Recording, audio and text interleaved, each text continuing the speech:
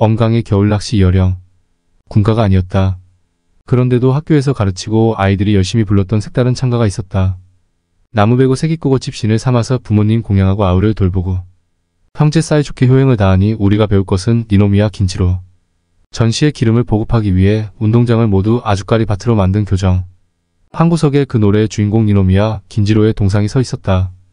등에는 나무찜을 쥐고 손에는 책을 들고 있는 모습이 우리 또래 아이라고 하는데도 늙어 보였다.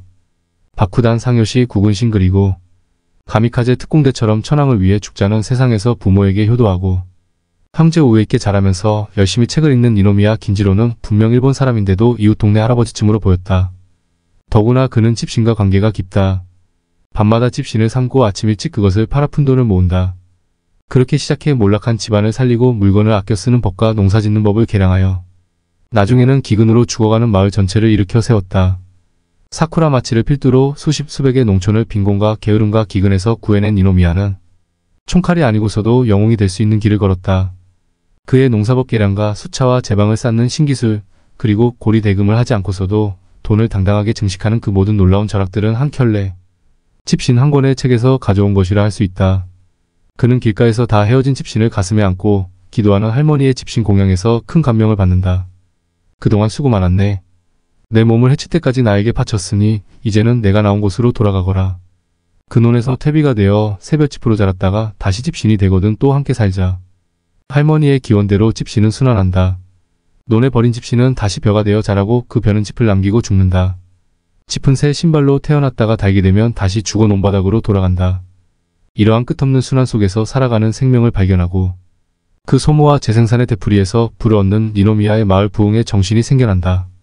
그리고 나는 그의 손에 들려있는 한 권의 책이 무엇인지 늘 궁금해했지만 책의 힘이 어떤 것인지를 어린 나이에도 잘 알고 있었다. 뜰 아랫방에는 신조사판 세계문학전집 36권 한 세트가 고스란히 서가 속에 꽂혀 있었고 형님들이 방학 때 읽다가 두고 간 책들이 가득 쌓여 있었다.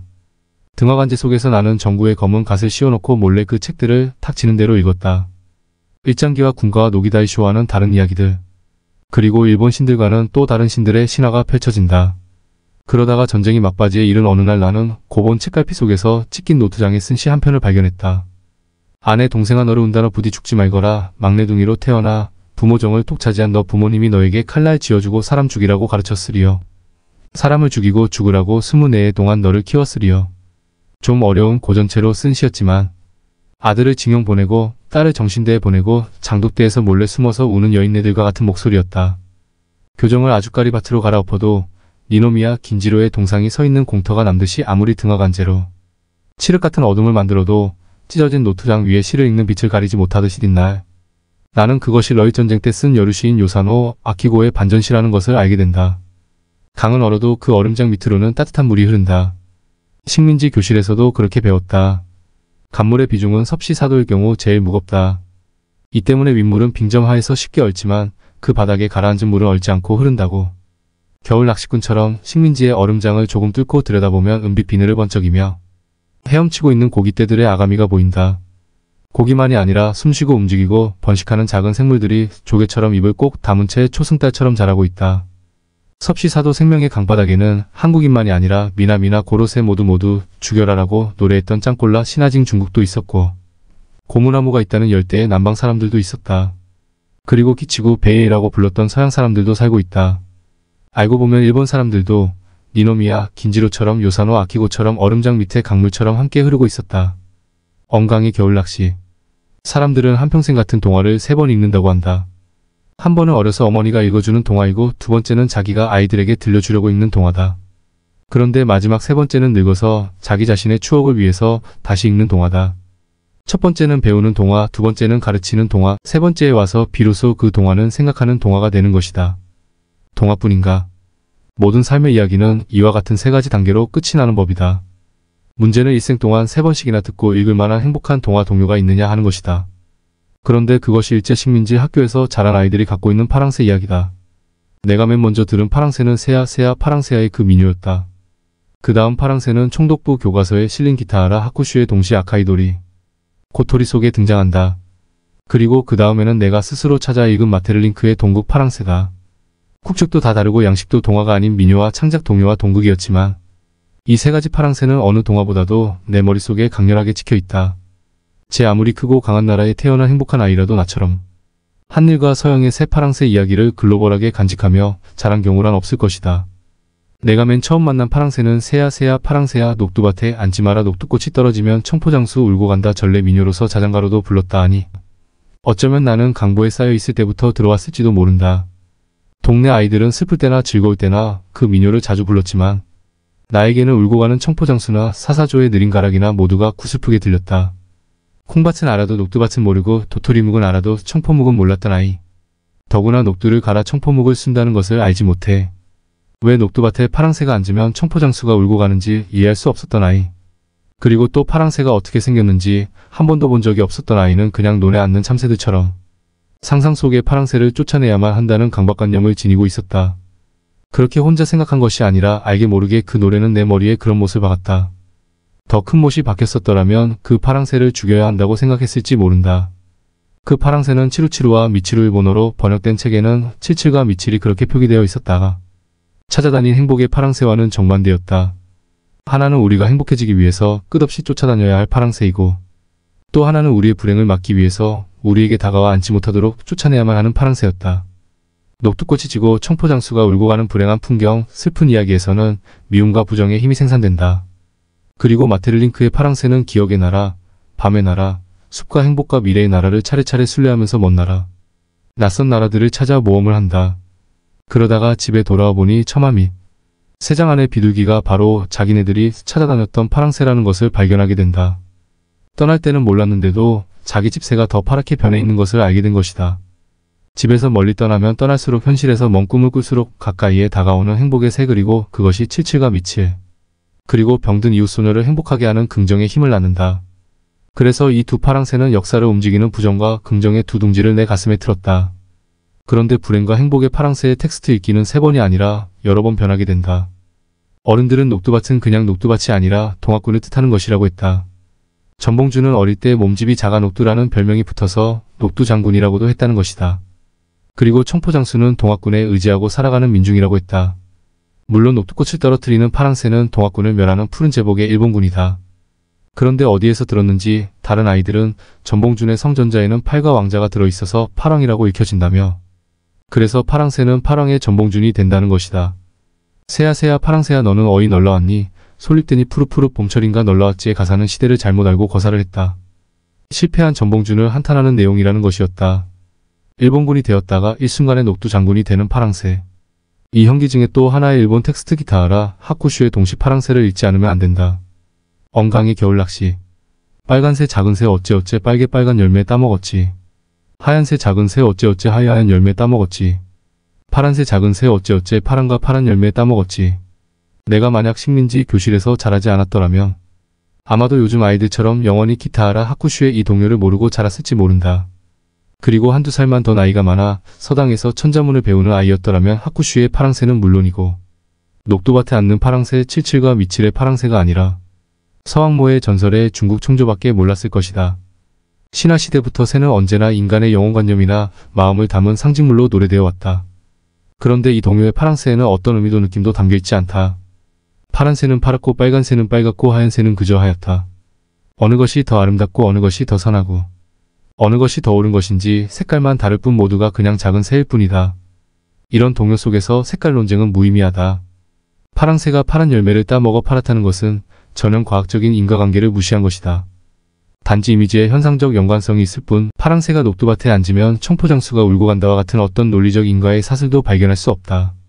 일본말의 낮에는 원인을 캐고 결과를 따질 때 쓰는 왜 어째서라는 말이다.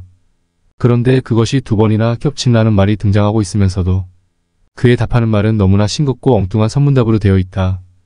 과학적 인과관계가 전혀 소거돼 있다. 새야 새야 파랑새야를 듣고 자란 나에게는 군가를 부르며 학교에 다닌 나에게는 참으로 난해하기 짝이 없는 동요일 수밖에 없었다. 이 동요는 1918년 아동문학지 빨간새의 창간호에 게재된 것이다. 착자인 하쿠슈는 이 작품이야말로 내 동요의 근원이라고 말했다. 그 근원이란 바로 일본의 전통적 동요인 와라베.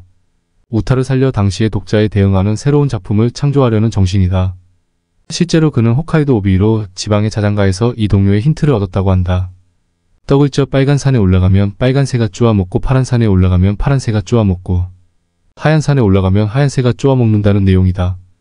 아동문학지를 직접 창간한 작가 슬키의 말을 들어보면 그 뜻이 더욱 명확해진다. 그는 저급하고 어리석은 정부가 주도하는 창간화 설화에 맞서 아이들의 순수성을 기르기 위한 이야기와 노래를 창작해 세상에 전파하는 운동을 벌이기 위해 아동잡지 빨간새를 창간하게 되었다는 것이다. 마치 대동아 전쟁이 일어나 동요를 압살하고 군가의 색으로 아이들을 세뇌하게 될 날이 올 것을 예감이라도 한 듯이 말이다. 일본의 영웅인 모모타로를 남의 나라의 보물을 빼앗아온 침략자로 그린 아쿠타가와가 이 운동에 가담해 있었던 것을 보면 더욱 그런 생각이 든다. 일본을 군국화한 천황 원리주의자들이 군가를 낳았다면 에도 때의 와라베, 우타 동료를 되살려 사물을 나타나 있는 그대로 그리는 이른바 사생파문인들은 하쿠슈 같은 탈이데올로기와 탈원리주의, 창가와 동요를 창조해낸 것이다. 36년 동안 식민체제 밑에서 시달린 한국인들은 군국주의 일본 천황, 원리주의에 가린 일본의 또 다른 얼굴을 보지 못했다. 그래서 프랑스의 인상파 화가들에게 영향을 준 일본의 파나, 우키오에 에즈라 파운드 같은 20세기 초 이미지스트들에게 시의 새로운 지평을 열어준 하이쿠 문학 등을 우리는 제대로 읽지 못했다. 파랑새에 단지 파랗다는 것 이상의 의미를 부여하지 않았던 탈이데올로기에 직물적 파랑새는 나에게 파란 지우개를 주었다. 아가야 울지 마라 잘 자라 우리 아기. 아빠는 씩씩한 힘센 군인 그 아이가 왜 울어먼 만주 벌판. 비족 토벌하고 개선하는 아빠의 선물은 귀여운 우리 아기의 데스가부터. 갓난아기에게 피비린내 나는 철모를 선물하겠다는 이 끔찍한 궁극 자장가를 지울 수 있는 파랑. 지우개가 다름 아닌 이하쿠슈의 파랑새였다. 엉강의 겨울낚시. 우리는 10달 동안 어머니 태내에서 20억 30억 년의 생명 진화 과정을 겪고 이 세상에 태어났다. 나는 한국인 이야기를 그렇게 시작했다.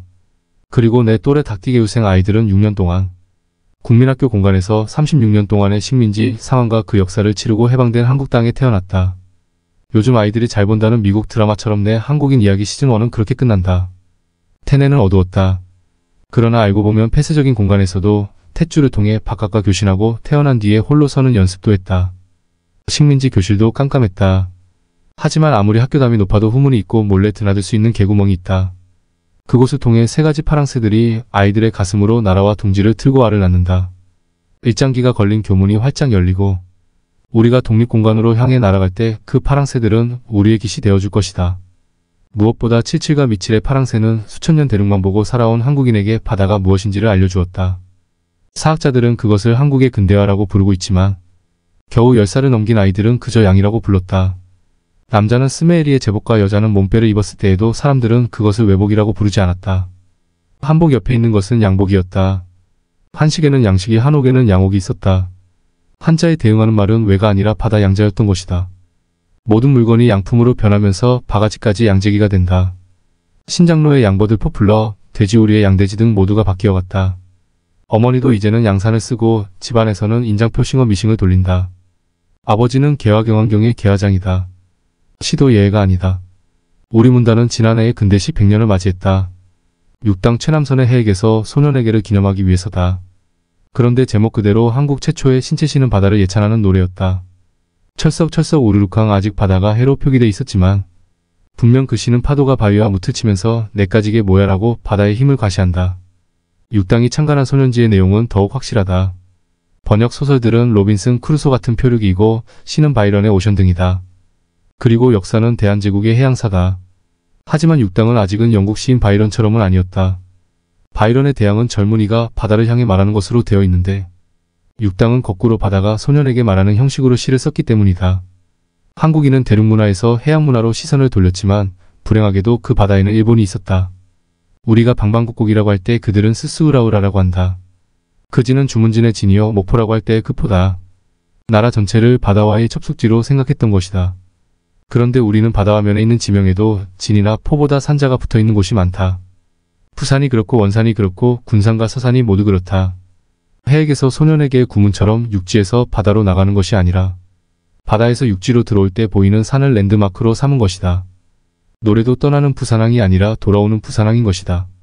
수동적이기는 해도 한국인은 지정학자 맥킨다의 랜드파워와 시파워의 흐름을 알기 시작했다. 한국인의 장보고처럼 이순신 장군처럼 바다를 향해 슬기와 용기에 돛을 올린 것이다. 바다를 알고 양서양을 알게 된 한국인은 은자로 불린 옛날의 한국인이 아니었다. 식민지 교실에서 읽던 마테르링크의 파랑새를 다시 읽는다. 그 무대가 열릴 때 돌이라는 것은 다 같은 거야. 돌은 전부가 다 보석인 거지. 그런데 인간의 눈에는 그중 몇 개만 귀중한 돌보석로 보일 뿐이란다라고 말하는 대사의 뜻을 정확하게 알게 될 것이다. 그리고 마지막에 꿈에서 깬 아이가 바로 자기 집 처마미 3장 안의 파랑새를 보고 이렇게 외치게 될 것이다. 우리가 그렇게 먼 데까지 찾아다닌 것이 여기 이 파랑새였단 말이야. 그러나 겨우 찾은 파랑새는 달아나고 그 아이들은 관객을 향해 이렇게 말한다. 누군가 그 새를 찾으면 우리에게 돌려주세요. 어쨌든 행복해지기 위해서는 우리에게 꼭 파랑새가 있어야 하니까요. 한국인의 파랑새는 한국의 집안에 있었는데 날아가고 말았다. 그래서 파랑새의 동국이 막을 내린 그 자리에서 시즌 한국인의 이야기는 시작될 것이다. 파랑새와 바다를 찾은 무서운 아이 한국인의 이야기가